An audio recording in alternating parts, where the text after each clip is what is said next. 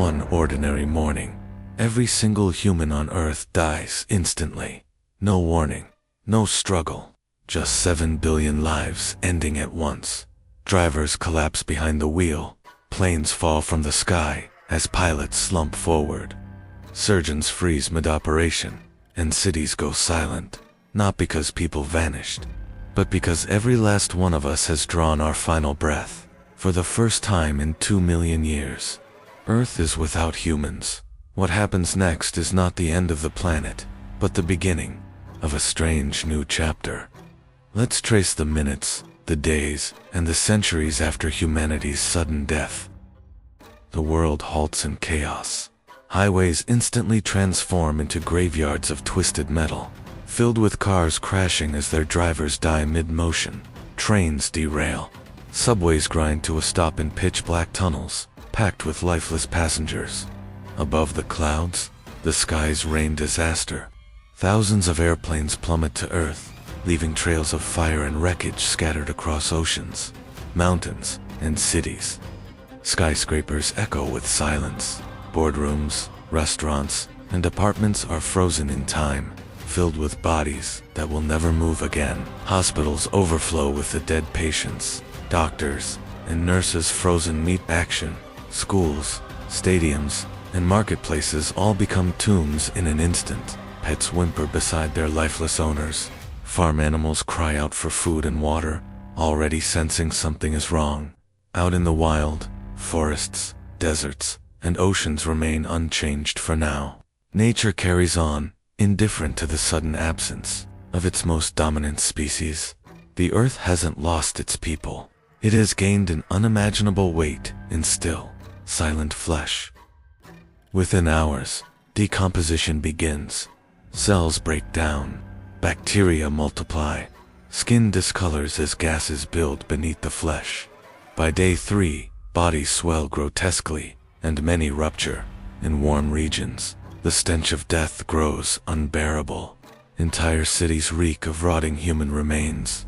In colder climates, corpses remain preserved longer, turning rigid and frost-burned. Carrion feeders, rats, vultures, crows move in quickly. With no humans left to chase them away, scavengers feast openly. Packs of domestic dogs, once tame, turn hungry and aggressive. They break free of homes and yards, forming feral packs that begin competing for food. Disease spreads in the air and water, but not for long. With no humans to infect, pathogens die out quickly. Viruses and bacteria that once posed existential threats to our species simply vanish into extinction. The planet itself has become a vast graveyard, but nature, efficient as always, has already begun the cleanup. By the first month, insects take over. Flies swarm to lay eggs in the corpses, and maggots reduce human flesh to bone with shocking speed. In warm climates, an entire body can be stripped in weeks. Wild animals adapt. Cats, dogs, and pigs form scavenger societies. Cows and chickens, unable to fend for themselves, mostly die out. Meanwhile, deer, foxes, and wolves expand into once busy suburbs. In cities, rats explode in number, with mountains of food, and grocery stores, and kitchens. Their populations skyrocket, only to later collapse when supplies rot away. Forests creep closer to city edges. Seeds carried by wind and birds sprout in cracks of sidewalks, on rooftops, and abandoned parking lots. Already, nature is retaking what humans built. Bodies, once piled in streets, vanish at shocking speed. By 6 months, most skeletons are stripped clean, bleached by sun and rain. In forests, bones are dragged apart by scavengers. At sea, fish and crabs feed on drowned sailors. The sheer mass of human remains, billions of skeletons, is extraordinary. But to Earth, it is just one more cycle of life and death. By 1 year, nearly every corpse is reduced to scattered bones. Cities no longer reek of death, but of dust, rust, and silence. But humanity's machines are failing. Power plants, without workers, have already gone dark. By the first weeks, most cities lost electricity. By 1 year, the entire planet is in blackout. Nuclear power plants melt down in many countries, releasing radiation into the air and water. Fires spread unchecked through abandoned towns. Flooded subways turn into stagnant underground lakes. Domesticated animals face their reckoning. Cows, sheep, and chickens mostly perish. Horses escape into the wild, reclaiming plains. Pigs, with their intelligence and adaptability, thrive. Dogs split into two fates. Small breeds die off, but larger ones join feral packs that hunt deer, boar, and each other. Zoos crack open as cages weaken. Lions, elephants, gorillas, and reptiles wander free, creating strange new ecosystems in cities. Imagine jaguars in New York, or elephants grazing on Parisian boulevards. The earth is falling quiet. For the first time in millennia, the night sky glows with unbroken starlight, free from the haze of city lights. A decade later, human bones lie scattered, but fading.